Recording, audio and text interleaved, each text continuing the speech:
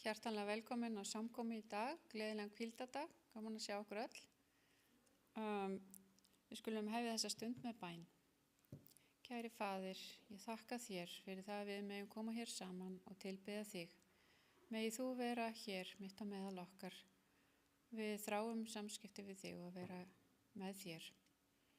Ég biði í Jesú nafni. Amen. Nú skulum við öll rísa á fætur og syngja sálminn númer 30. Guðs kirkja er byggð á bjargi.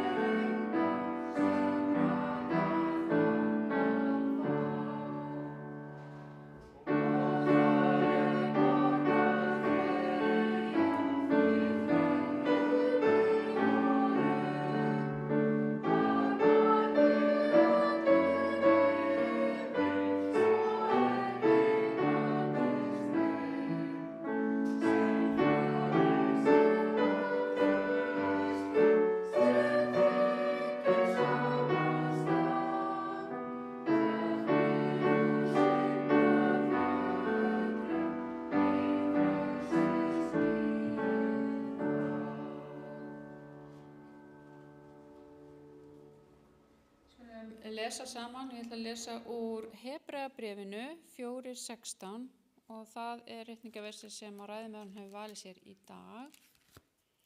Hebreabréf 4:16.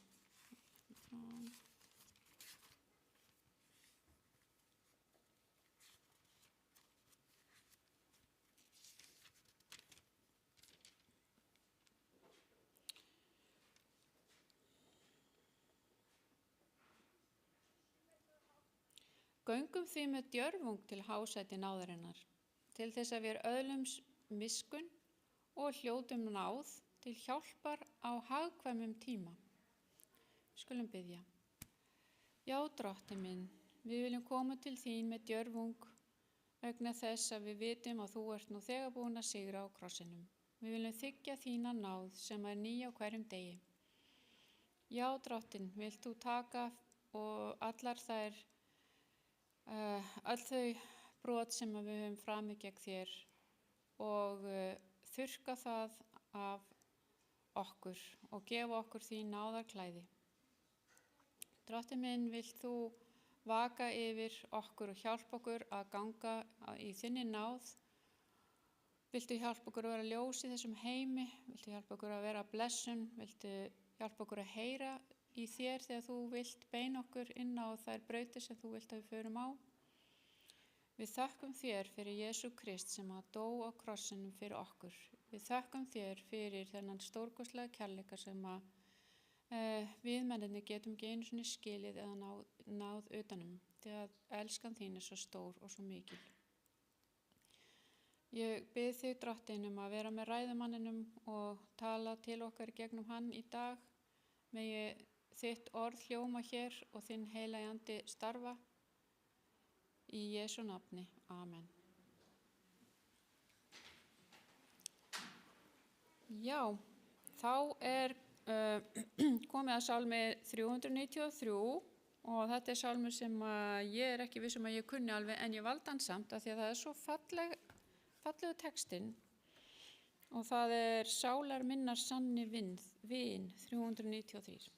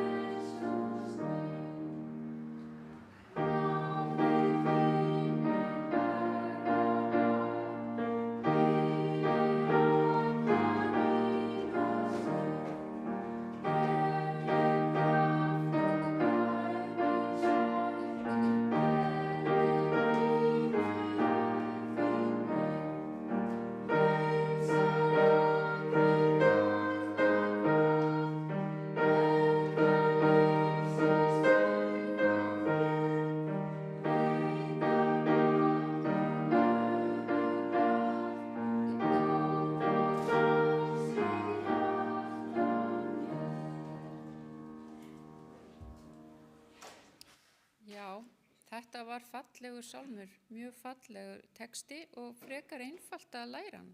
Ég hugsa ég geti sungið hann næst, jafnvel án undirleiks.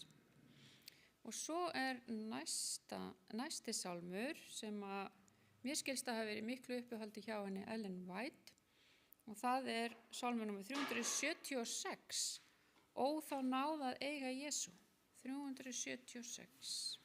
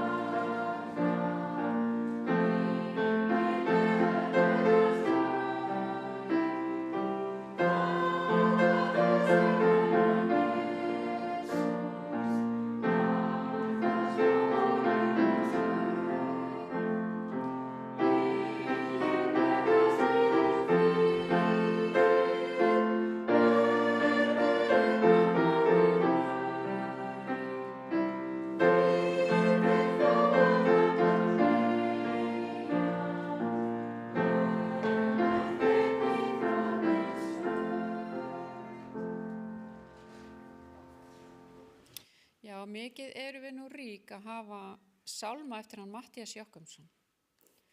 Dásamlegir sálmarnir hans.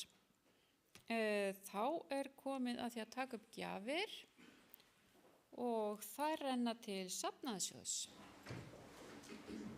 Þeir sem geta ekki, eða ekki með og vilja frekar leggja inn á reikning hjá okkur, sem mjög hentugt til að gera kannski við mánaðamót þegar maður fær útborgað, þá hérna reikningur og kennitala.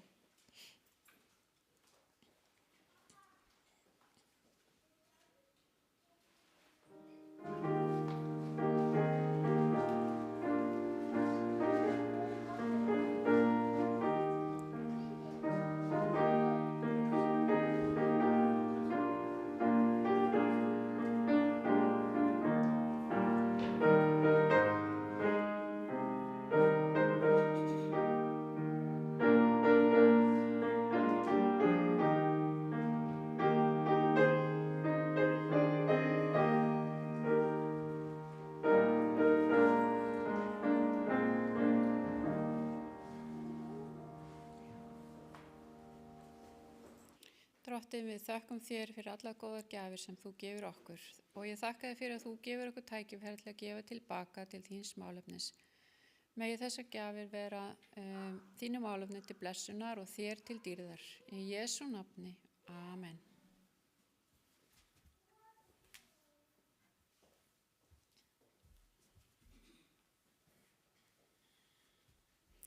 Jæja, krakkar, nú ætlum við að syngja einn barnasálm áður en að barnasagan kemur. Og það sálmurinn Ó Jesú bróðir besti, uppáhald sálmurinn minn, því að kannski tekið eftir 319.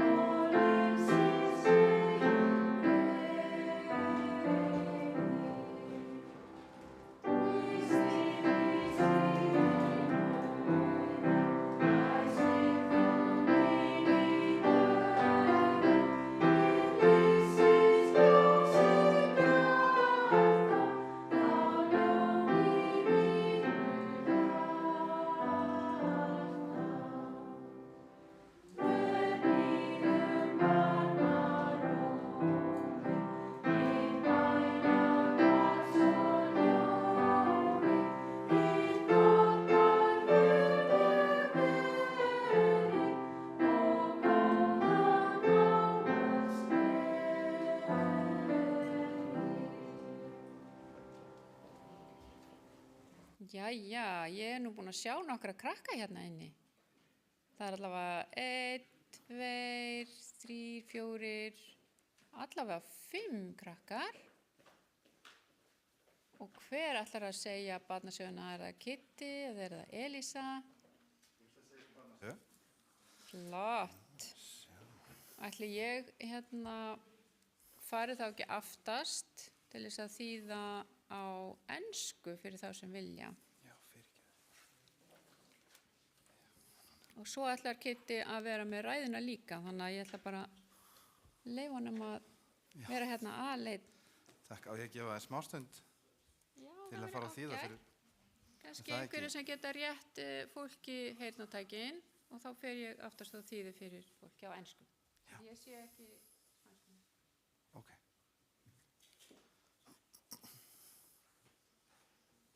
Jæja, krakkar.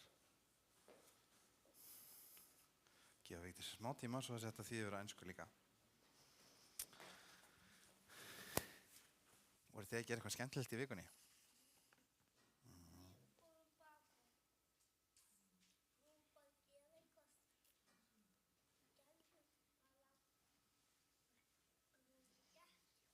Já, voru að gera ýmislegt í vikunni. Mér nefnilega tókst að vera eiginlega lasin meiri hlutan af vikunni, mér fannst það ekki skemmtilegt. Eru þið einhvern tímann lasin? Stundum. Finnst ykkur það gaman? Nei. Þá getur maður ekki farið kannski út eða eitthvað svona. Ég held að við séum tilbúin með þannig að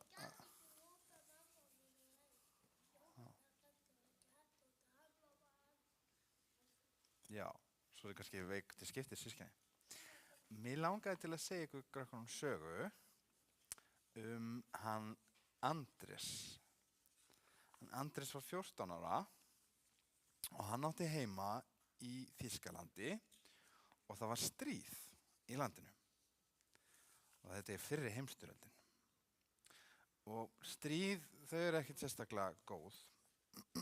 Og í stríðum að þá er oft lítið til að mat og stundum, eða oft þá er verið að skammta matnum. Þannig að svona, Jóhannesarsyki fær nokkra skammta, þessi fær, þarna eitt skammt.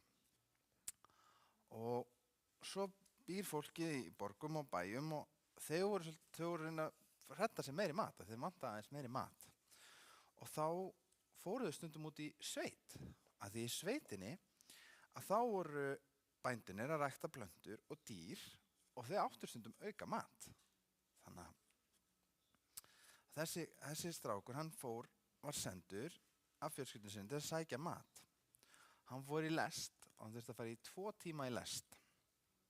Og svo var Andrés og hann gekk á milli húsa í þorpinu í sveitinni og hann bankaði fyrst upp á 5 húsum, svo 5 í viðbót, svo 5 í viðbót, öðrum 5, 10 í viðbót, 10 í viðbót og hann var búin að banka upp á 40 heimilum. En það vildi enginn selja honum neitt. Andrés vildi alls ekki fara heim með ekki neitt, þannig að hann ákvaða að labba 4,5 kílómetra yfir í næsta þorp. Og vitið þið hvað 4,5 kílómetra er langt? Það er svolítið langt, það er lengra en heim til þín, Jóhannesarsyki. Og þannig að hann labbaði í 45 mínútur og hann bankaði upp á hjá fullt af fólki í leiðinni. Þegar hann var búinn að labba í 45 mínútur, þá hitt hann bónda sem hann átti auka kartöflur og seldi honum 45 kíló af kartöflum. Finnst ykkur kartöflur ekki góðar? Já.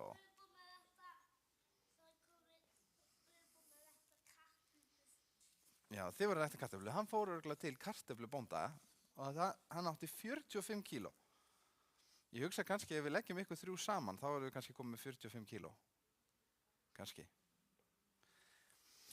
Og bóndinn hann setti kartöflubótan á axlinar á Andrés og Andrés byrjaði að labba með 45 kíló. Gekk og gekk. Hann var ekkert komin eitt rosalega langt þangað til hann og fyrir átt að sagði þessi póki enn og svolítið þungur. Sjáðu til, Alex, hann var bara 14 ára. Pókin var eiginlega bara næstu jafn þungur og Alex sjálfur. Og þetta var svolítið þungt fyrir svona lítinn strák. Og hann gæti ekki verið að setjast niður af því að hann var ekki viss að hann gæti sett pókan aftur á axlinar. Hann var svo þungur. Hvað á ég að gera, hugsaði Andrés. Hvað á ég að gera? Hann mundi hann allt í einu eftir einu versi í Biblíunni sem að mamma hans hafi sagt og var lesið fyrir hann. Og það hljómar svona: Komið til mín allir þér sem hafið þungar byrðar og ég mun veita þér hvíld. allir sem hafa þunga byrðir og ég mun veita ykkur hvíld. Andrés vissi að versið var ekki að tala þunga kartöflupokann, heldur svona þegar mann svona byrðir, það svona eitthvað erfitt, að þá getum við látið Guð hafa það sem erfitt, en ekki bara eitthvað sem þungt líkamlega. En hann ákvað samt að biðja til Guð sem að hjálpa sér og gera þessar þungu kartöflur léttari. Muni 45 kílóin, hann burðast með á öxlinni. Og leið og hann bað, þá fann hann hvernig pókin var ekki svona þungur lengur. Það var eins og að vera eitthvað að hjálpa honum að bera kartöflunar. Og hann labbaði alla leiðina á lestarstöðina án þess að taka sér pásu. Þvílíkt kraftaverk. Geta kartöflur orðið léttari? Nema að borða þær. Hann var ekki byrjað að borða neitt. Það var ekki að því hann borðaði þær. Nei, það var því að Guð hjálpa honum og hélt undir kartöflurnar fyrir hann. En vitið, sagan ekki ennþá búin. Því nefnilega á lestarstöðinni þá gerist annað kraftaverk. Þið vitið að þegar að það svona stríð og svo leiðis og það verið að skammta mat og verið að passa að allir fái nóg, eða allir fái jaft, kannski ekki nóg, að þá eiginlega bannað að fara svona í sveitina og ná í mat bara sjálfur og svona fara fram hjá kerfinu. Þannig að lögreglan í þorpinu, hún mátti stoppa fólk og taka matinn. Og því að þeir vissu fólk að það var að vera að taka svona mat og það var allir svangir og það vildi allir fá mat. Og hvernig á Andrés að fela 45 kíló af kartöflum? Það ekki svolítið erfitt? Hvað held að þetta alveg stór sekkur með á öxlinni. Hann bað aftur til Guðs. Hann var svo hissa. Það sagði enginn neitt við hann. Hann fór borð í lestinni og hann bar kartöflunar alla leiðina heim. Þannig að Guð passaði líka. Það tók enginn kartöflunar af honum. Og kartöflunar, þær komu sér mjög vel. Ég veit ekki hvort að við værum rosalega glöð að borða kartöflur í hvert einasta mál, en þau hafa kannski haft eitthvað aðeins með til að blanda við. En þessar kartöflur borðaði Andrés með bestu list. Og þær gáfu honum líkamlegan styrk, svona vöðva og svoleiðis.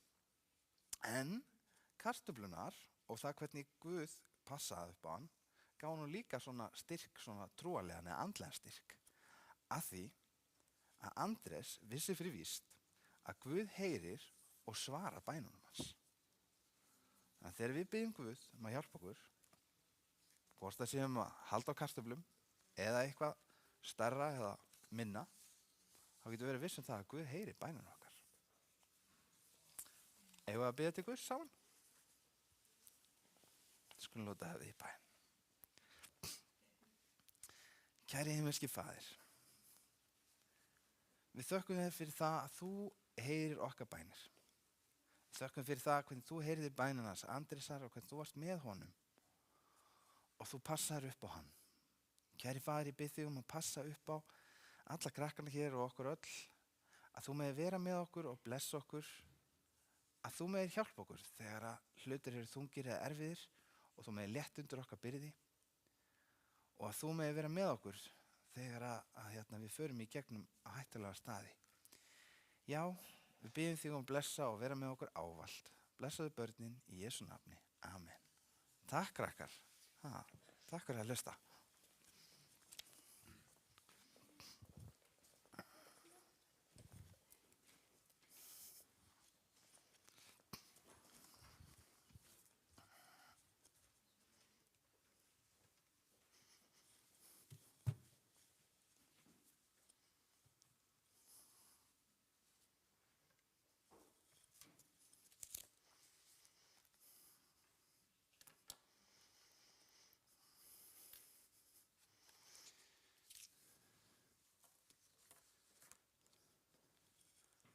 Gleðilegan hvíldardag allsumul og gott að sjá okkur öll.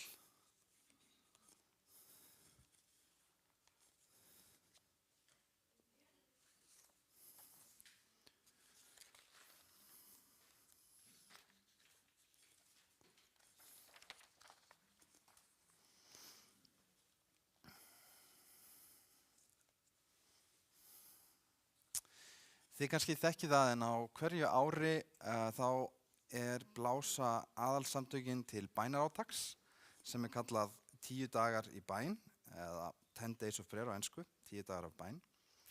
Það eru upphæði hvers árs og okkur gefst tækifæri til þess að hefja árið með áherslu á bæn og samveru með Guði.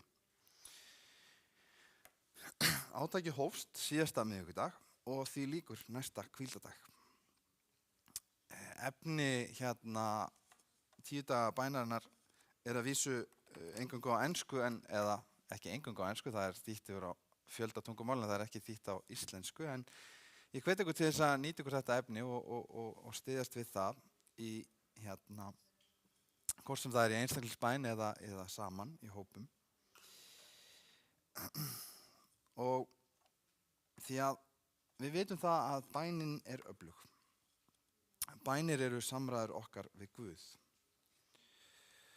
Og við hugsum út í að þá það ótrúlegt og stórkostlegt að skapar alheimsins að við haga málum þannig að við getum verið í beinum samskiptum við hann í bænum okkar. Við vitum að Jesú sjálfur varði miklum tíma í bæn og í fjallræðinu kendi hann fólkinu að biðja. Hann ámennti lærisveinana fyrir það að sofna á bænastundum og í postulasögunni sjáum við útdeilungu heilags anda sem afleiðingu meðal annars af kröftugu bænalífi. Bænin gegnumgangandi þema í ritningunni.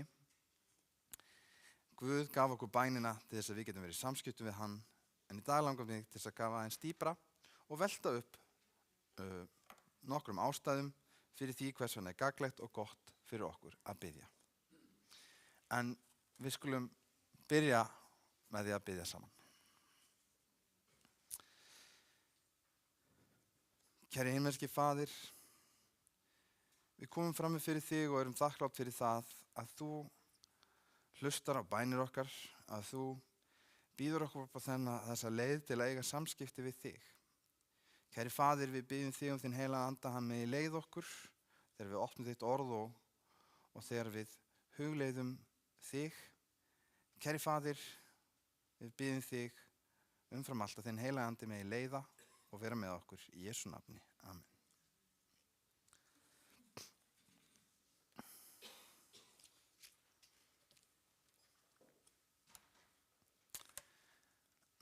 Þið eigið eflaust góða vini, æsku vini og hafið munið eftir því að hitta æsku vini ykkar eftir langan tíma og það stundum þannig að maður líður eins og að það sé bara í gær sem maður hitti þennan vin. Maður veit að það liðnir svolítið, kannski oft mislangur tími, en það margar tengingar og slíkt sem maður byggir á, en við eigum svona vini en svo veit ég allavega í mínu eigin lífi að ég hef líka átt marga vini sem að tengjast manni út af skóla eða vinnu eða slíkt og svo þegar að maður ekki lengur að vinna á sama stað útskrifaður úr skólanum þá heyrir maður ekkert mikið frá þeim aftur eða maður passar ekki að halda upp á sambandið. Það nefnilega svolítið erfitt að eiga í vinasambandi við einhvern vin sem maður talar aldrei við. Eða eiga maka en tala aldrei við hann. Myndi það samband eitthvað endast eða engi? Til þess að við getum átt samband við Guð verðum við að tala við hann og eiga samskipti við hann. Guð tala til okkar í gegnum ritninguna og með áhrifum heilags anda og meira segja í gegnum náttúruna sjálfa, sköpun hans. Guð býður okkur að opna hjarta sitt fyrir honum í bæninni og tala við hann eins og vin. Þannig að það má segja að kannski fyrsta ástæðan sem við getum haft fyrir því að biðja það að bænin grunnur að samband okkar við Guð.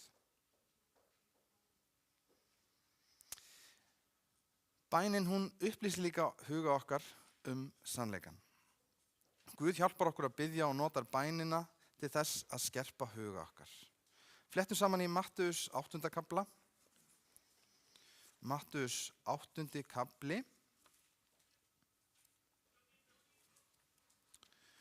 Mattheus 8. kapli og vers 26 og 27.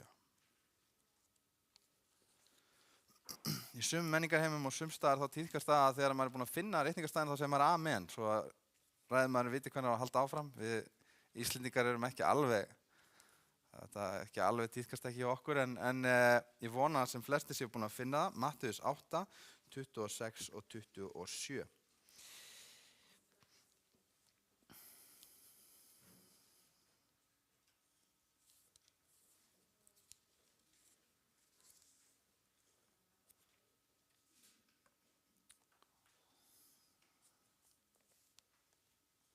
Nú er ég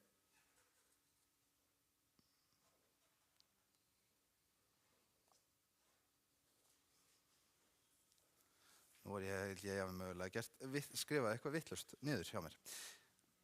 En í Mattheus 8, 26 til 27 stendur: Hann sagði við þá, hví eru þér hræddir, þér trúlitlir? Síðan reis hann þá upp, hastaði á vindinn og vatnið og var stillilogn. Menn undruðust og sögðu, hvílíkur maður er þetta, jafnvel vindar og vatn hlýða honum. Ég sé að ég hef skrifað niður vitlausa tilvitnun, þannig að ég ætlaði að lesa fyrir ykkur, og við þarfum að finna tilvitnunina. Eins og hjálpar andinn okkar í veikleikum okkar. Við vitum ekki hversuna við eigum að biðja. Við vitum ekki hvers við eigum að biðja eins og ber, en sjálfur andinn biður fyrir okkur með andvörpum, sem engum orðum verður komið. En hann sem hjörtun rannsakar veit hver hyggja andans er, að hann biður fyrir heilögum samkvæmt Guðs vilja. Guð veit allt og skilur allt, ólíkt okkur. Í miskunn sinni hefur hann meira að segja gert ráðstafanir við því að við vitum ekki alltaf af hverju eða alltaf hverjum við eigum að biðja fyrir. Hvað er brýnast í lífi okkar að hverju sinni. Heilagur andi biður fyrir okkur með andvörpum, sem engum orðum verður komið að. Hann biður fyrir okkur samkvæmt vilja Guðs. Þetta er Rómverjabréfið, er það ekki? Það er, já, þarna, takk kærlega fyrir. Þetta er Rómverjabréfið 8, já. Og þetta er texti sem við þekkjum vel. Þetta er eitthvað misfærist hérna hjá mér, afsakið. Ellen White skrifaði í Review and Herald að Guð vill að við verjum tíma með honum í bæn, svo hann geti haft áhrif á hug okkar og upplýst okkur. Það að verja tíma með honum gefur okkur skýrari skilning á því hvað er sannleikur. Samvera með Guði mýkir hjarta okkar, samkvæmt Esekiel 36:26, og gerir okkur færari að skilja gott frá illu. Við nefnilega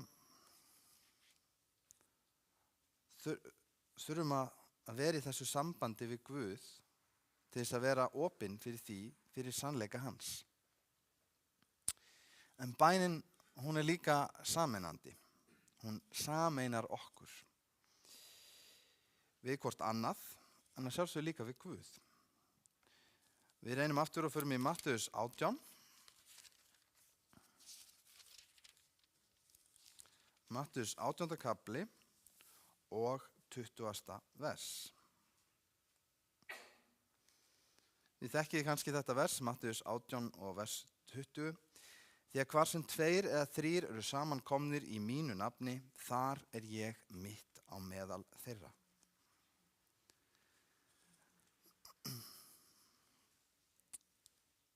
Hér kemur skýrt fram að þar sem 2 eða 3 eru samankomnir í nafni Guðs, þar er Guð mitt á meðal. Þetta er frægt vers, en versun og undan segir: ef 2 riðar verða einhuga á jörðu í bæn sinni, mun Faðir minn á himnum veita þeim allt það sem þeir biðja um. Í postulasögunni fylltust lærisveinar heilugum anda eftir sameiginlega bænastund. Við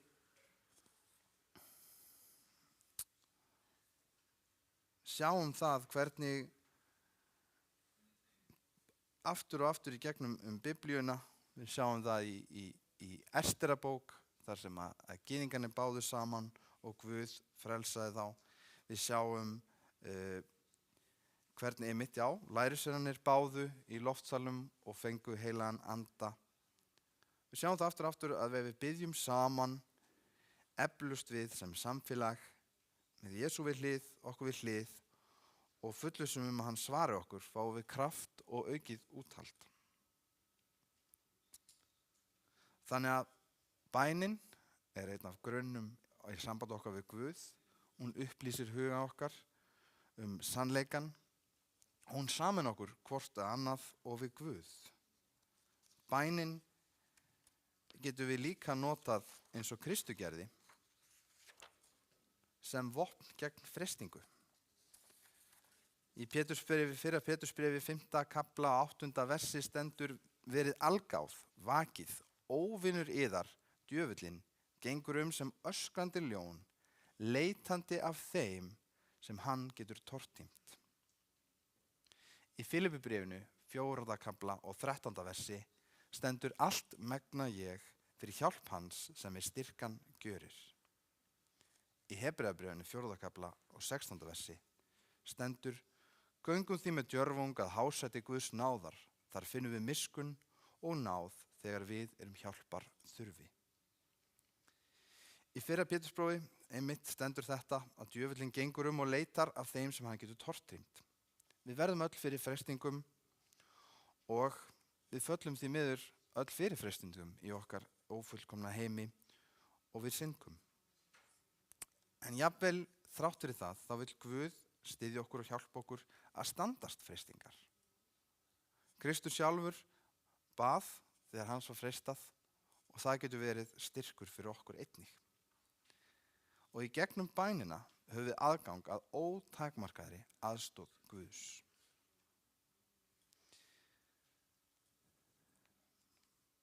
Þess vegna, já, og hvers vegna biðjum við ekki meira þegar hann bíður eftir því að vera beðinn það? Bænin er vopn sem við getum beitt með árangursríkum hætti gegn hverri árás óvinarins. Bænin, hún er grunnur að samband okkar við Guð. Hún upplýsir okkur sannleikan, hún sameinar okkar hvert við annað og hún er vopn gegn freistingum og vélaröflum Satans. En bænin, hún undirbýr okkur líka fyrir þátttöku í tilbeiðslu á himnum. Það ætti að vera okkar æðsta takmark að undirbúa okkur fyrir himinin sem kristnir einstaklingar og kannski eitthvað sem er jafn hátt sett í þessu að við ættum að reyna að hjálpa sem flestum að koma með okkur. Í þessu jarneska lífi gefst okkur tækifæri til þess að æfa okkur eða vinna í því að samræma líf okkar þeim gildum sem ríkja á himnum. Með þátttöku í tilbeiðslu, söng og virku bænalífi undirbúum okkur fyrir líf á himnum. Þetta er annar vinkill á því að eiga samneyti við Guð.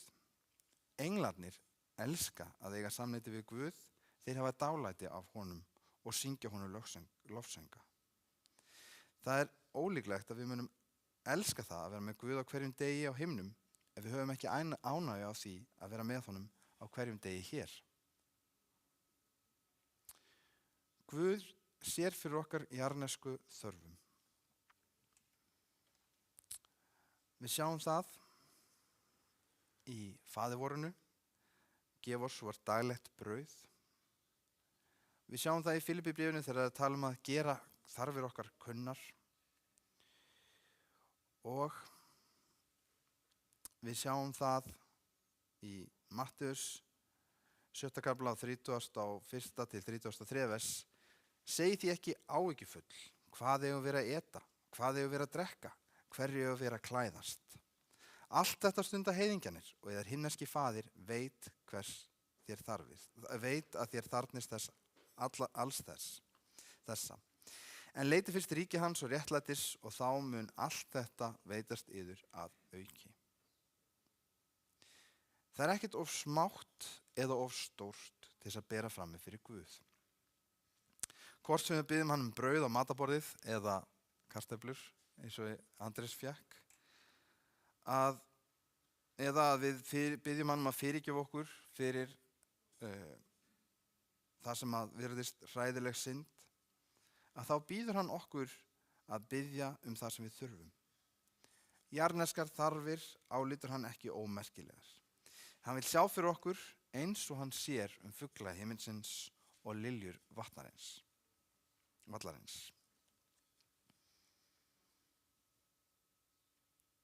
Í Markus 11, 24. versi stendur: Fyrir því segi yður, ef þið biðjið Guð eitthvað og treystið því að þér öðlist það, þá mun hann veita ykkur það.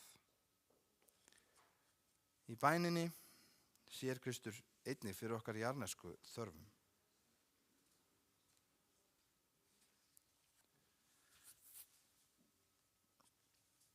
Í Harmaljóðunum 3. kafla, 22. versi og 23. versi stendur: Náð drottins ekki þrotin, miskunn hans ekki á enda. Hún ný á hverjum morgni, mikil trúfesti þín. Náð Guðs ný á hverjum morgni. Í bæn getum við beðið Guð náð og fyrirgefningu og við sjáum það að þetta eitthvað sem ótrúlegt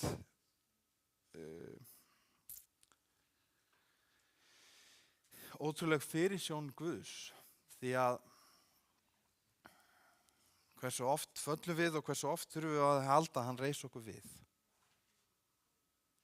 Og hér fáum við það loforð að náð Guðs ný á hverjum degi, og ég get sagt ykkur það án þess að guðlasta, hún ný hverja einustu mínútu eða jafnvel sekundu.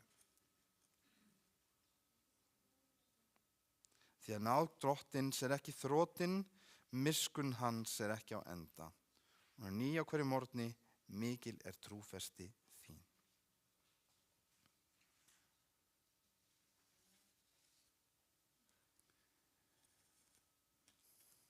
Við sjáum að það eru margar mismunandi ástæður fyrir því hvers vegna bænin svo mikilvæg. Ég með fleiri hérna á listanum. Við sjáum að í bæninni að þá okkur lofað visku. Við förum í Jakobsbréfið. Það í gegnum bænina sem að við fáum heilagan anda og skírn hans. Það í gegnum trúarreynslu og bænin að við öðlumst þakklæti og lofum Guð fyrir þau bænasvör sem hann hefur veitt okkur. Stundum þá Guð með smá húmor. Ég veit ekki hvort þið hafi lent í þessu eða heyrt ræður það. Þegar að fólk biður Guð eitthvað og það líða mörg ár og svo rætist það. En það þegar við munum og þess vegna eru margar sniðugar og praktískar leiðir eins og að skrifa niður bænarefnin og að rifja upp og halda utan þau bænasvör sem okkur hefur verið veitt og að reglubundið sjá og heyra sögur eins og söguna af honum Andresi sem bar 45 kíló á bakinu, 14 ára drengurinn, og komst allavega heim í stríðsástandi. Það þegar við munum eftir bænasvörum, náð og miskunn Guðs sem að við getum reynt að fara í orð og sýna í verki þakklæti okkar og lofgjör til skapara himins og jarðar sem tilbúinn að endurskapa okkur einnig og tilbúinn að sinna okkar jafnvel líkamlegu þörfum. En einnig þegar á reynir að þá hann einnig hjá okkur í erfiðustu raununum. Við ættum einnig að hafa bænina með í för þegar við lesum í ritningunni til þess að fá aðstoð við að skilja ritninguna betur. Bænina og heilagan anda. Við sjáum líka að það með fyrir tilstilli bænarinnar sem eins konar lykill trúarinnar sem opnar þennan fjarsjóðsal himnanna. Því það einnig með bæninni þar sem við getum óskað eftir og beðið Guð og gefið eftir hluti og atriði okkar lífi þannig að Guð megi umbreyta lyndisenkun okkar til að við megum vera lík honum.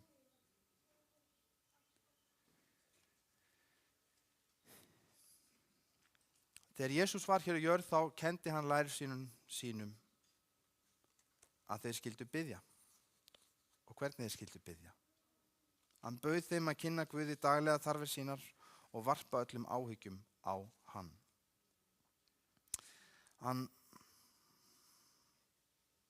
Og fullvissan sem hann gaf þeim að bænir þeirra yrðu heyrðar nær einnig til okkar.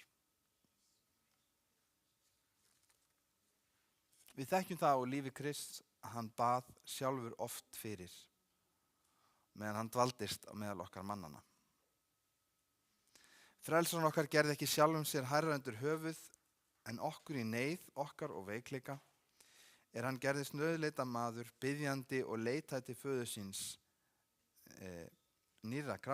leitaði til föður síns nýrra krafta svo hann mætti alvætur ganga á hólm við hvaða skyldustörf og örðuleika sem á vegi hans. Í öllum efnum var hann okkur fyrirmynd. Í veikleikanum hann harmbróðir því hans var freistað á allan hátt eins og vor. En þar hann var syndlaus, forðaðist hann hið illa. Hann hafði baráttu og leið sálarkvalir í þessum synduga heimi. Vegna mannlegs eðlis hans var bænin nauðsyn og sérréttindi. Hann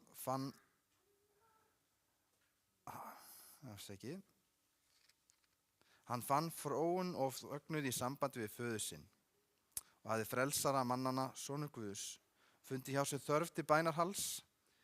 Hversu miklu fremur skyldu við þá, synduðir dauðlegir menn, finna okkur knúna til heitar og stöðara bæna. Okkar himneski faðir jafnan reiðubúinn til að veita okkur fyllstu blessun sína. Það sérréttindi okkar að mega teygja ríkulega lind hans, hins takmarkalausa kærleika. Þvílíkt undur það hversu lítið við biðjumst fyrir. Guð reiðubúinn og fús til að hlýða á einlægar bænir síns lítilmóðslegustu barna. Og samt við svo tómlát og treg til að láta tjá Guði þarfir okkar. Við höfum nefnilega þennan lykil trúarinnar, bænina. Og Guð, hann skorar á okkur að við biðjum hann, ekki bara litla hluti, heldur líka stóra hluti. Hann knýr á hjörtum okkar og biður okkur það að við megum segja honum okkar sálarefni í einrúmi bænarinnar. Þar sem Guð eina eyrað sem heyrir, þá vill Guð heyra líf okkar, þarfir. Og við skulum ekki halda það sé vegna þess að Guð þekki þær ekki nú þegar. Því að Guð hefur talið veit upp á höfuð hárin á hausum okkar. En þetta snýst þetta samband. Þetta snýst það að við að segja Guði frá, við að tala til baka. Hann að tala til okkar í Biblíunni, í náttúrunni og við höfum þetta tækifæri til að tala við Guð eins og vin. Og við sjáum það og það boðskapur Biblíunnar til Laódíkeu-safnaðarins að við erum þarna hvorki heit né köld. Það boðskapurinn til þessa tíma heimsins. Á tíma Krists þá var þessi spurning og þessi spurning ómar ennþá í dag. hvílíkt undur það hve lítið við byggjumst fyrir.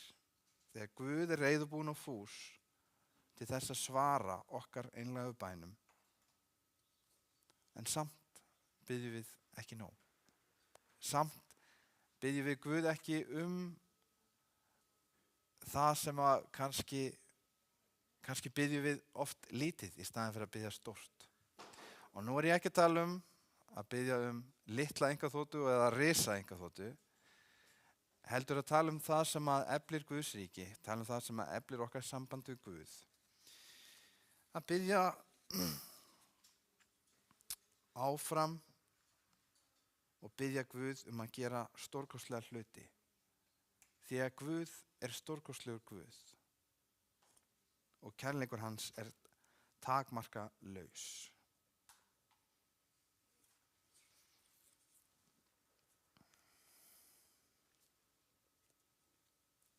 Mér langar til þess að skilja eftir við ykkur, þangað til við förum í leksjuna, en mér langar til að þegar við erum búin að tala svona aðeins saman bænina, þá langar mig til þess að koma með þessa áskorun til okkar í byrjun árs.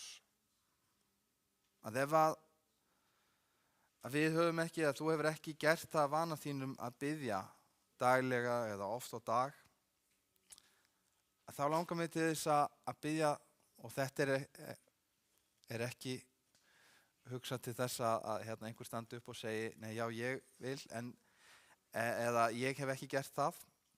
En ef við höfum ekki gert það vana okkur að biðja daglega, eða ef við viljum biðja enn markvissara og gerast enn róttækari og stórtækari í bæn okkar, ef við viljum styðja við bænalíf safnaðarins, þá langar mig að biðja ykkur sem svörun við þessari áskorun og sem vitnisburð frammi fyrir Guði, að þið viljið taka þá ákvörðun hér og nú, að gera það að vana sínum að biðja eða biðja enn markvissara og gerast enn stórtækari í bæninni. Þá langar mig að biðja ykkur að rísa á fætur og ég vil biðja sérstaklega fyrir þeim.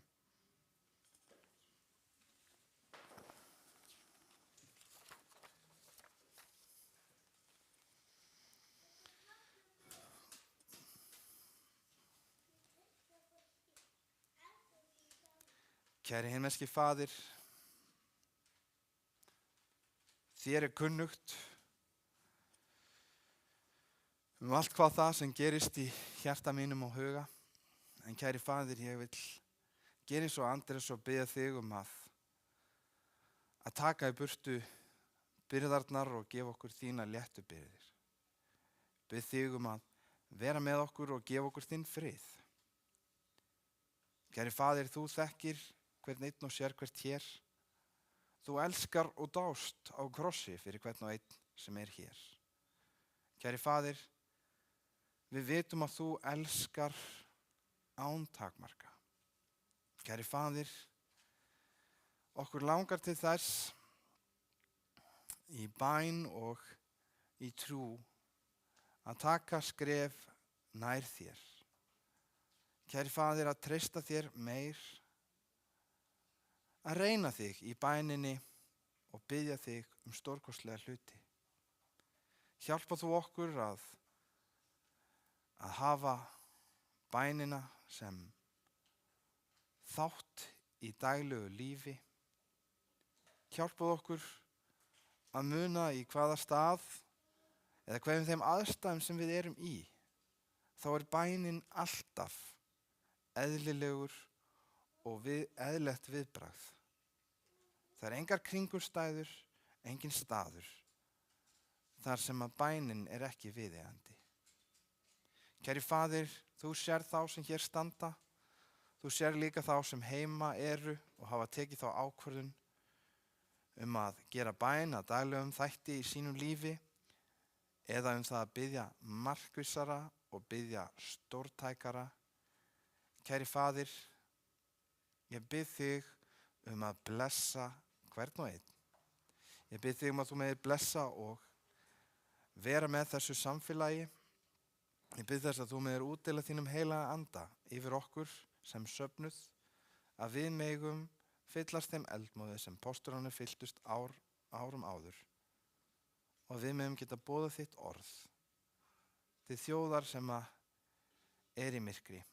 Kæri Faðir, ég bið þig að vera með okkur nú og ávallt, að þú meðir innsigli okkur og að þú meðir taka okkur heim til þín á æðsta degi. Í Jesú nafni. Amen.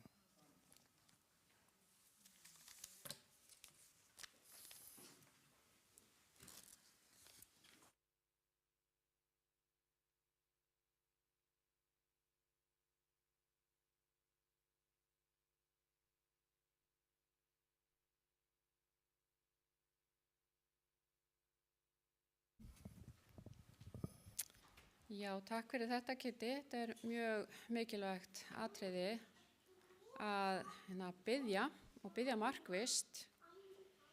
Og að lokum þá skulum við syngja sálmi númer 35. Og þetta er sálmur kærleika Krist sem okkur ber að hafa til hvers annars, og við erum að syngja blessun til hvers annars með þessum sálmi. Guð minn gæti þín. Eigum við að standa á fætur og syngja?